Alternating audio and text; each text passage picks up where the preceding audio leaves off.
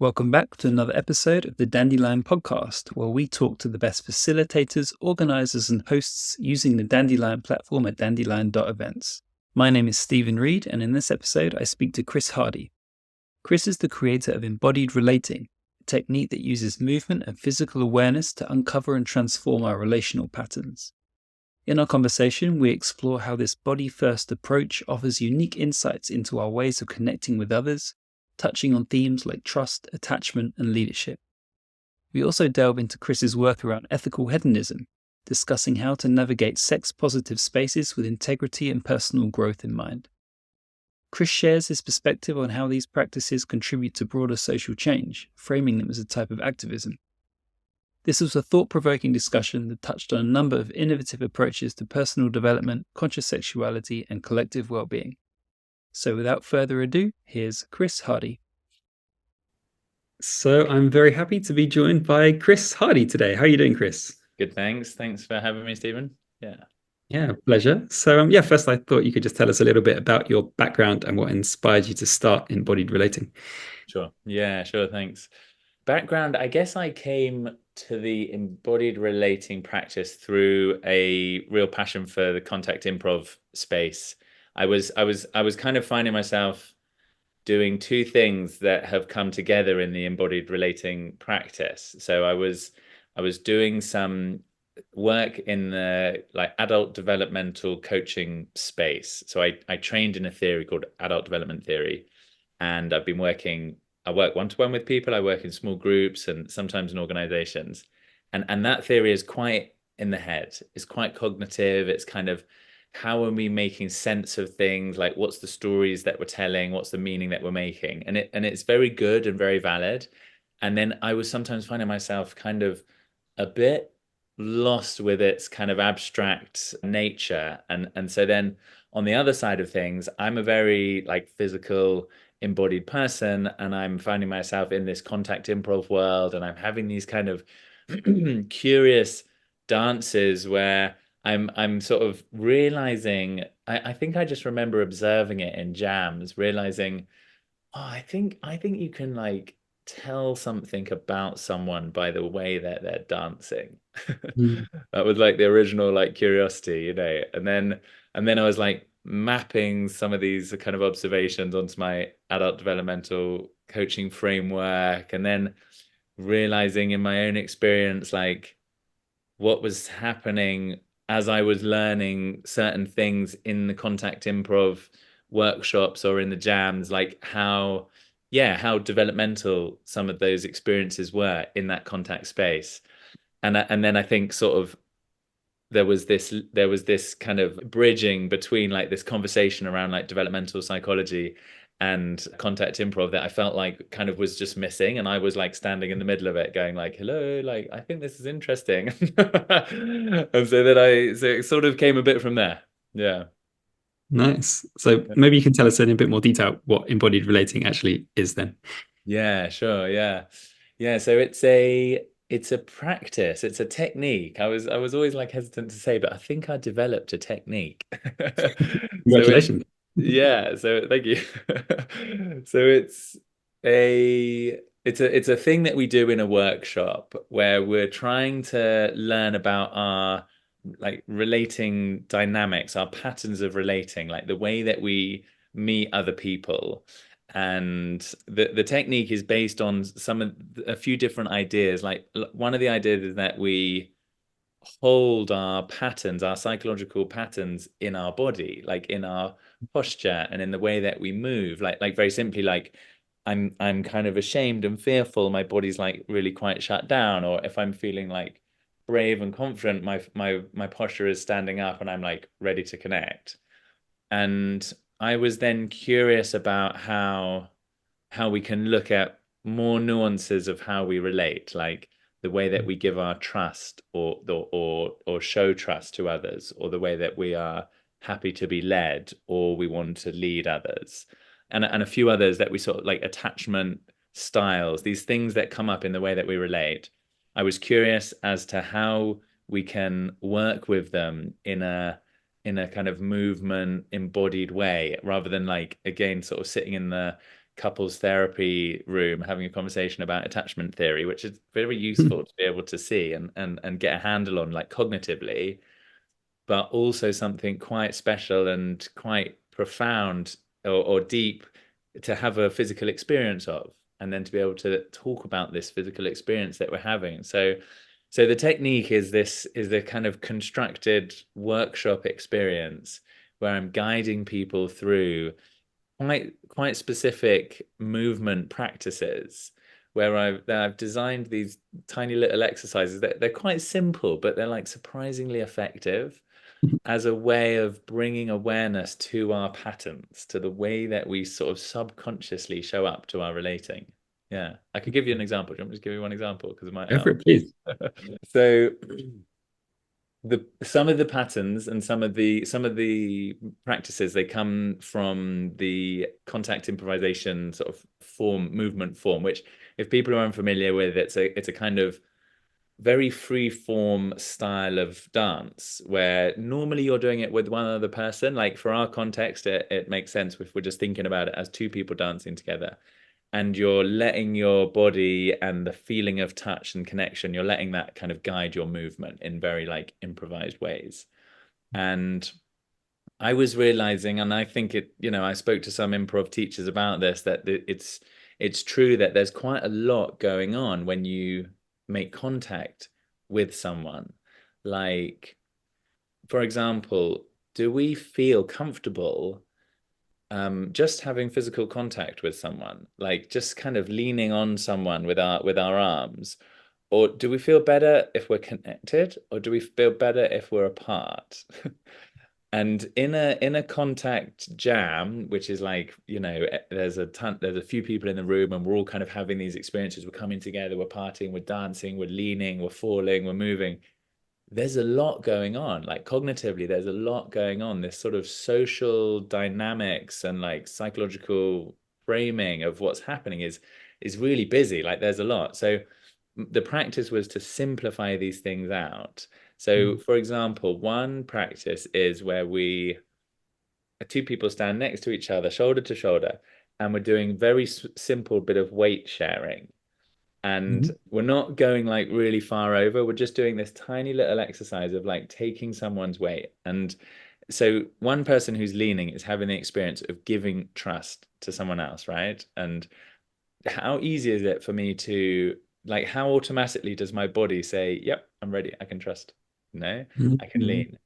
And the other person is having the experience of being trusted upon, like, this person is really giving you their body weight. There's kind of a mild risk involved. And how comfortable are we to have that leaning upon? And so that is an example. So we do that kind of an exercise. We sort of split it down into that tiny little movement thing. And I'm asking people, I'm constantly saying, excuse me, I'm constantly saying to people, what do you notice and how does it feel? What do you notice and how does it feel?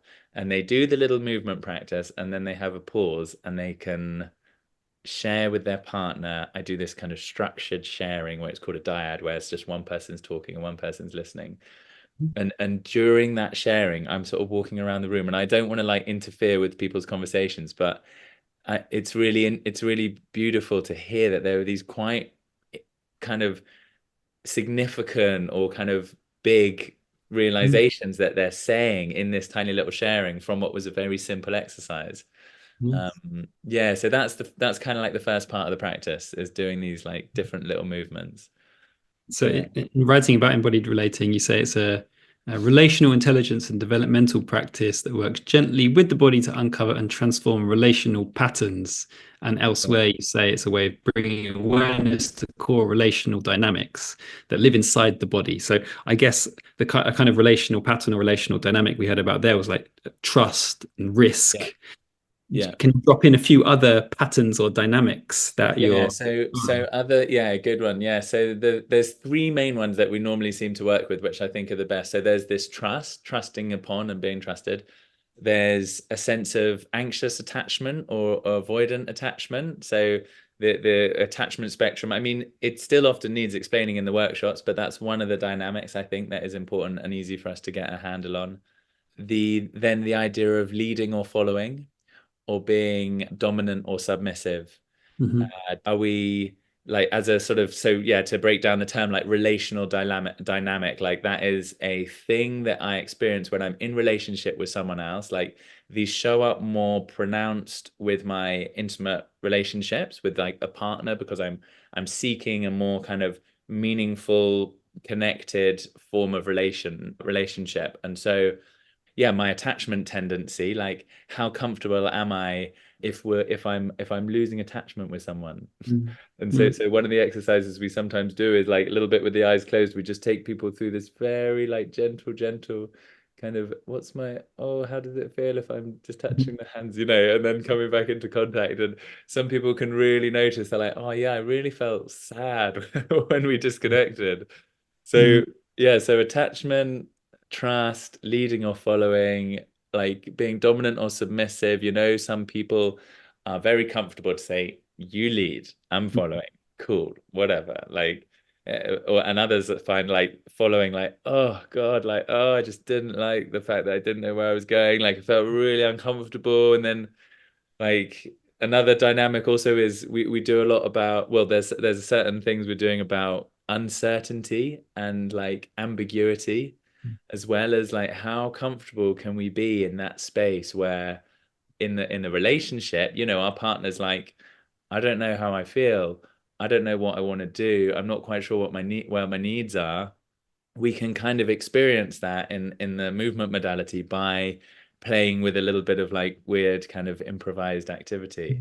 And I think the reason why it works as a functional way to observe the relational dynamics is because I'm stripping back the things, so we're just sort of noticing and talking about one dynamic at a time.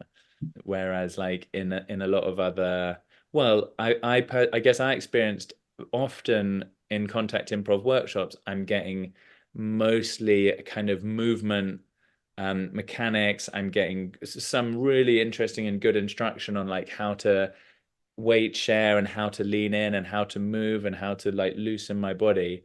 But this sort of sense of like what's going on from like a relational perspective, I think is sometimes missed out.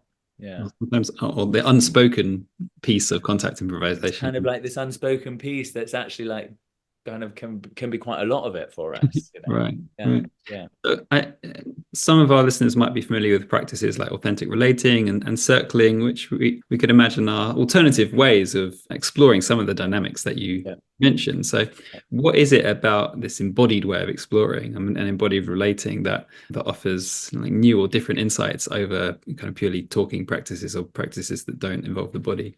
Yeah, nice. That's a good question. Yeah, I feel that this like body first approach can help. Well, why does that help specifically? I guess I think we live predominantly, and I speak for myself, I think I live predominantly too much from my head and from my trying to make sense of the world and my relating and my patterns and my stories in a cognitive way, which is very valid and useful. And then sometimes I think it's quite interesting to try to go like body first. So yeah, part of the approach is to focus on what's like Bessel van der Kolk's famous book, like the body keeps the score. What is there going on in my body pre-cognition, pre me having thought about it, pre me giving it language. So I think there's a difference there. And then I guess the other part, I think that we normally, there's a second part to the workshop where we are playfully co-creating a sort of like experiences where we're having our patterns kind of rewired. So if I explore my pattern of attachment and realize that there's sadness when I lose contact with someone because I'm worried that they won't reconnect with me, right? Sort of classic pattern of relating. In the second part of the workshop, I might share that with my little pod of practice people, and we might playfully do some kind of an improvised movement exercise where I'm having this disattaching, reattaching, unattaching, reattaching, everybody squashing me, then spaciousness, and I'm on my own, and then coming back. And So we're then trying to do this like readjusting, reconditioning of the system as well from an embodied space. So yeah, I think it also kind of I often find that people come to these workshops as well, and they might slip in quite well to it, having already done some of these other practices as well. Like I think these are all kind of they all sort of like inform each other. So it's just like a bit of another like angle from which to look. I don't think it's necessarily like better or supersedes anything else. Yeah. Yeah, if I remember from Bessel van der Kolk's book, it's not necessarily saying that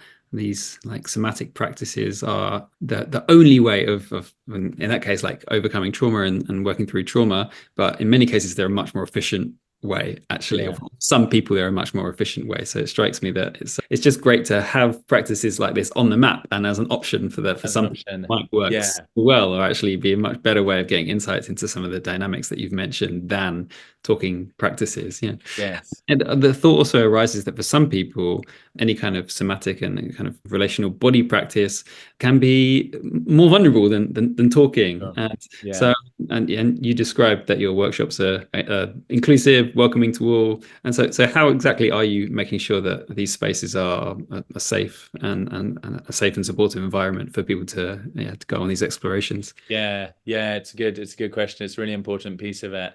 I guess I'm intentionally making the workshops, I think they're normally like at least like a couple of hours or 2 or 3 hours. So we've got time and space to like arrive in the room, to feel my facilitation technique, to speak about consent, to speak about boundaries, to acknowledge like which parts of the body we're going to be comfortable using or not. And I'm taking quite some care in the build up. Like I'm normally starting the workshop, the first sort of 20, 30 minutes, we're doing a kind of on our own sort of solo kind of landing in our body, kind of guided somatic practice.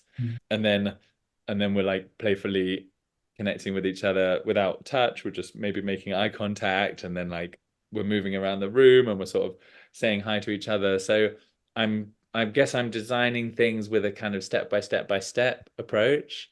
I'm often also reminding people that, at lots of points, like let's all take a deep breath together, like come back into your own space, like remembering that what's showing up for you is, for yourself to kind of work with. So we're sort of there's this movement between like connecting with others, or the invitation to connect with others, and then coming back into our own space and coming back into our own sort of regulated way. So I think I'm kind of trying to do the things like slowly and sensitively. And then yeah, we're pairing up the physical contact, and the working with the body comes in pairs. And when people are paired up, I'm then often saying, check in with your partner how they feel about this. Like there's various ways to do the exercises where maybe we're just speaking it through, or we're kind of trying to imagine, or we're using like internal sort of visualization to kind of do it on our own if we need to. um and sometimes I'm aware, sometimes there are people are kind of just sitting out and observing, which can be interesting, because I think they I'll check in and they can often have a sense of, for themselves anyway, like what's important for them according to that dynamic, so sometimes it's just as valid, to sit and kind of witness other people doing it. But yeah, that I think it's a really important part of the practice. But those, yeah, step by step invitation to the exercises, giving people like different ways of doing the things. Yeah. Yeah, Nice. it generally seems to work. Yeah. So I'm going to make a link between what you were just speaking about and actually another kind of family of events that you've been advertising through Dandelion, which is these events on ethical hedonism. I guess the link there is creating healthy and wholesome spaces for connection. Yeah. So Yeah. yeah, can you tell us a little bit about what ethical hedonism means to you and some of the events you've offered on those topics? Yeah, nice. Yeah. The events that I've offered here, this has been a sort of short-term coaching program for people who are coming to an event called Hedonate, that I head up the wellbeing team. We're called the Hedo Angels. I've got a little like little like leather badges that we wear. So if I give the context, this is a kind of sex positive, kind of intimacy friendly event that happens in Leipzig once a year and at a couple of other locations around the world annually. So it's quite, I think it's a fairly forward thinking, kind of at the edge, like emergent type of event. It feels a bit like, I've never been, but it feels a bit like my version of a Burning Man, where it's kind of quite co-created. We're really like questioning the norms of society, and this is a focus around intimacy, sex positive action, and like and what I see as a really lovely developmental opportunity, like a chance to learn, like what are the challenges, what are the edges that I'm meeting in this place? You know, how comfortable am I going into these workshops, like exploring my sexuality with different people, or in a group scenario, or like exploring various like aspects of like of yeah various aspects of this more like intimate way of relating. And the coaching program that I've been offering has been for groups of people who are going to this event who are curious to maximize the learning opportunity. So we've had a couple of sessions online as a group before, then we've met in person during the event for like a kind of 2 hour like afternoon session, and then a couple of sessions online afterwards. And I feel like it's the program I wish I had the first time I went through the event, because it wasn't so easy and I definitely made a bit of a mess. And there's some useful kind of navigation principles or tools, if you like, that I'm sharing. So yeah, it's I find it an interesting branch. Yeah. I guess we'd love to hear a little bit more about what those principles are if you're willing to share. Navigation tools, yeah. So one of them I'm teaching a short conversation structure. So it's often in these kinds of spaces, there's lots of conversations to be had to try to ensure that any relating that takes place feels safe and feels kind of that everybody's in agreement and feels consensual. And the shortest, most functional form of this, I feel like I've come across, is to speak about what we're looking for, like what we're excited about, what are our desires, our boundaries, where are our edges, what are our vulnerabilities, what are we feeling unsure about, and what are our needs. Mm. So desires, boundaries, vulnerabilities, and needs. There's lots of, I know there's plenty of other kind of shapes and acronyms out there, but I was surprised and kind of concerned almost that people were coming to this event and maybe they didn't have this guidance or support that for me, I came across kind of during the event or afterwards, and actually was so important to be able to navigate it in a safe way. Mm. Um, so that was one of them. Like how do I have those important conversations? And the other was to see it as a learning or a healing opportunity, Mm. and to have then some form of internal compass when you're attending the event that is kind of pulling you towards experiences that are going to bring this growth or that are going to bring this healing that you're kind of looking for. So Mm. it's a bit like turning up with a bit with an intention, Yeah. with something that you're coming back to, because otherwise it can be a bit of a confusing territory to suddenly Mm. find yourself in another country in this crazy event where all sorts of things Mm. are on offer. And how do you navigate, and where do you go, and what do you do if you have considered a little bit beforehand? Oh yeah, this is where I recognize there could be growth for me in my relational space. It gives you Mm. some place to aim. Yeah. So, so the name of this coaching program was ethical hedonism. So, maybe you can speak a bit more to the word ethical or ethics, and if you like, what might be considered unethical practice in such spaces. Yeah. So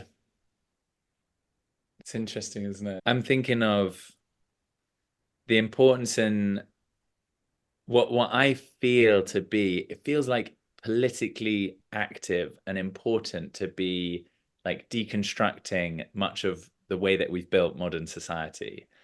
And one of the places where I feel that, well, it's almost like a type of activism, is in this place of pleasure and hedonism.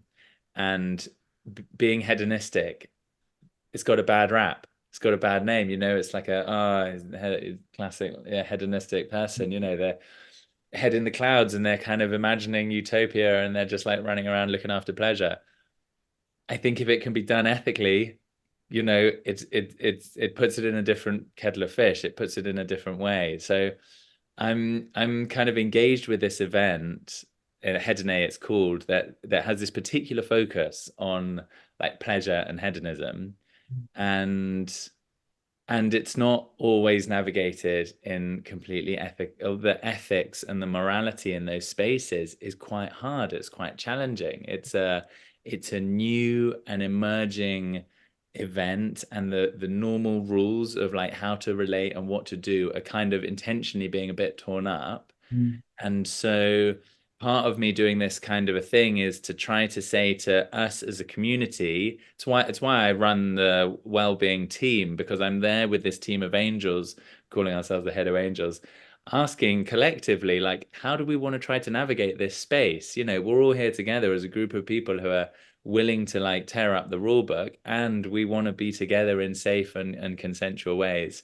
And so what does like ethical behavior look like in these unconventional emergent spaces? Yeah. Even as we're tearing up the rule book. So for example, the sense I was getting that honesty is a kind of foundational ethical principle. Is even as we're dissolving Yeah. all kinds of other boundaries, and Yeah. like there's a invitation to still be as honest as we can. Have I Exactly. understood this correctly? Exactly.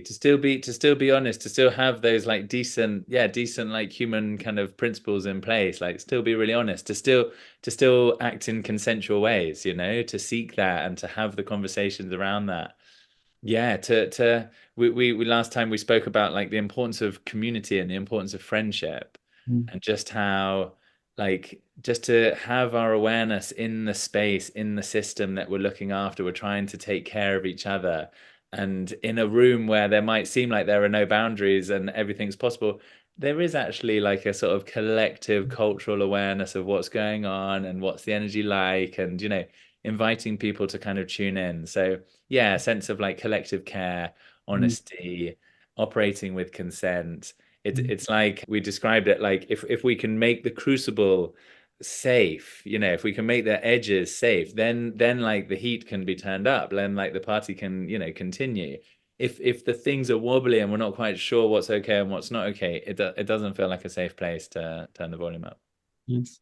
I'm struck how you mentioned the term activism there, and how it sounds like in you see ethical hedonism, perhaps embodied relating as well, as in a way kind of activist activities, or perhaps contributing to social change at Yeah. large. So yeah, I wonder if we can dig into that a little bit more, and Yeah. how you see these two practices and maybe other related practices at potentially changing society for the better at large. Yeah, sure. Yeah. Yeah, it's a good question. I feel like, particularly with the embodied relating practice, I think we're living at a time where we are slowly becoming increasingly disembodied. We're operating through our screens more. We're finding ourselves more and more distracted, and we're losing our capacity to kind of place our attention where we want it and to act in ways that are perhaps according to like our deeper intent or deeper value system. And I think that embodiment practices in general, they help us to combat this kind of fracturing and loss of focus almost. So embodied relating as a method to observe our patterns and then to kind of rekindle new ones. It's like people are coming out of the workshops feeling kind of recentered and refreshed and like refocused somehow in their body. And I feel like there is something that there is like a political activism to that. It's like I'm if many parts of my life are kind of influenced by larger systems, by the government, by capitalism, by the economic system, by the health system, I can actually in a way like hold my own, and I can actually kind of push back in a positive way by nurturing my own sense of presence in my body, by nurturing my kind of physical health and the way that I present and bring my body through the world. You mentioned the phrase, this work helps people act according to their deeper values. That could almost be an alternative definition of activism, couldn't it? Right. Like, Yeah. activism is that which helps us act according to our deeper values. And I think it's fair to say that there's quite a lot that passes for activism, which is perhaps more motivated by anger and sometimes even unfortunately hatred, with people like, out on the streets, like kind of venting, which perhaps doesn't Yeah. always feel that aligned to people's deeper values, which they might profess to be, love and compassion and so on. So, Really hard, isn't it? Yeah, it's hard because I'm thinking of a couple of good friends who I often see really on that front line, kind of really at that edge of like, yeah, kind of stopping progress that is like that is destructive. And I'm so impressed with that. And I really kind of think, wow, I really like honor that that energy that people can have. And then and also I think there's many places where change is needed, where system change is needed. And I think for me, a big part of what happens when I'm in a community environment where I'm really considered and considering amongst a good new group of people is there's this sense of like refocusing in our bodies mhm. and kind of physically being together in new ways. And so I think somehow developing this sense of comfort, this more embodied approach to living, for me, it feels like a yeah, sort of a form of guidance and a form of like a form of activism for myself that actually I'm gonna try to prioritize these things that feel really healthy. There's things that keep me connected. Yeah. And again, I guess the idea is that it's complementary. It's not like either or. It's not like either we're on the streets, protesting, or we're doing this kind of work. It's the suggestion that actually these practices can be mutually reinforcing. And when we do feel that call to be out on the streets or engaging in more traditional forms of activisms, maybe we can do it with that much more poise and creativity and calm about us, which would only help in that Yeah, time. totally. Yeah, yeah. So, and I mean, I think creating Dandelion, I had this kind of perspective. Like I was actually quite engaged in various forms of political activism prior to the creation of Dandelion. And also got to this place of seeing the kinds of events that Dandelion features as, certainly contributing to this larger field of social change. Burnout is a huge problem in many kind of Yeah. traditional activist communities. And so if people can take some time to do some embodied relating or go to a yoga practice or meditation or gong bath or all the other wonderful things that we have on Dandelion, then I think that's all the better for enabling them to Totally. create positive change in other ways. Totally. I think it's really important. And I mean, yeah, that's been a thing that Dandelion has played a part that Dandelion has played in my own life has been a a resource and a place to turn to when I'm seeking like a positive step to take for myself, like what's an inspiring thing I can turn to? What's a new way of coming together as people? Like who else is out there doing interesting things? And the men's work that I'm now part of, like originally I found through there, and the functionality of the way to organize the gathering was like really like so mind-blowing as a first instance of like, wow, this is cool. This is really bringing people together in a good way.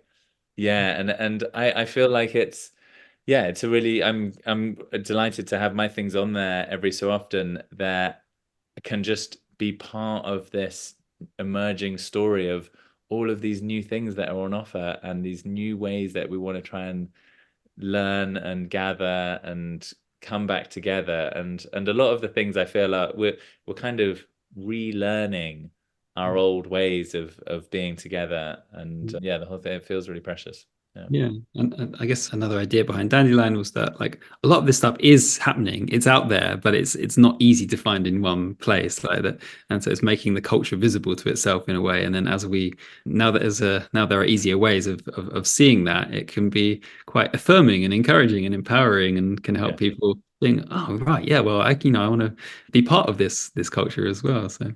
Okay, great, great. So, what's next for ethical hedonism and embodied relating? What do you have coming up? Yeah, cool. What I've got coming up, so later in the year, I think in the winter, I'm looking at some one-day retreats in Bristol. That's the plan. I'm gathering together a little bit of a team. There's maybe going to be 4 or 5 of us in the team. And I'm curious to do, yeah, a 1 day retreat where we've got plenty of time to get into the body. Maybe we've got kind of yin yoga in the morning. We've got embodied relating and movement practice as part of it. And then I'm wanting some form of kind of circle and ceremony, perhaps using our voice, some sharing, some kind of ways of connecting as a group, as a bit of a method of like relearning our traditional ways of gathering. And I've got a friend, Sean, who does the most brilliant sound journeys. He really wears the kind of techno shaman archetype very well, and a space for soup and integration. So the embodied relating work, some of the feedback I've had has been, when can we do this for a weekend? Like, how can we go for longer? Like, although the workshop is quite long, it does take us time to just feel like we're in a safe, trusting environment, to really open to each other. And then people are really curious about these connections that they're building, and the ways that we're coming together. So yeah, aiming for some longer 1 day kind of micro retreat type experiences where we can go a bit deeper. And like I was saying, yeah, relearn how to gather. I believe even before then, you've got some festivals coming up. Yeah, festival's coming up in the summer, exactly. Yeah, so I'm doing Woodfield next weekend, probably Touch and Play, teaching a contact napping workshop at Touch and Play, which is a very sweet way of kind of like a supervised cuddle puddle with some added deepening meditation and a bit of the like science of like why this works as a kind of beautiful co-regulating practice. And then I'm doing contact napping at Medicine Festival as well. Nice. And Later how in about on the ethical hedonism side? Did you mention a course on mindful relating? Did I get that Yeah, right? so yes, on the ethical hedonism side of things, so that specific coaching program would happen again next summer. But later in the autumn, there is a course I'm taking, well, a course I'm creating, 6-part course called Mindful Intimacy. And that is going to be available through the platform. And yeah, I'll be teaching that. Some of it I'll be teaching with my partner, exploring how do we really do this mindfulness in relationship or with other people. Yeah. Fantastic. Well, tons of good stuff to look forward to there with Yeah. Good, Chris. good And things coming. Yeah. yeah, Chris, thank you so much for your time today. Any closing Thank you thoughts? so much. No, I think that's it. I want to express like real gratitude and appreciation though for the platform actually, and for being part of it, and for the nourishment that I've received, and the sense of coming together, and the importance of the culture that is there and alive in Dandelion. Yeah. Fantastic. Well, thanks for your time. Take care.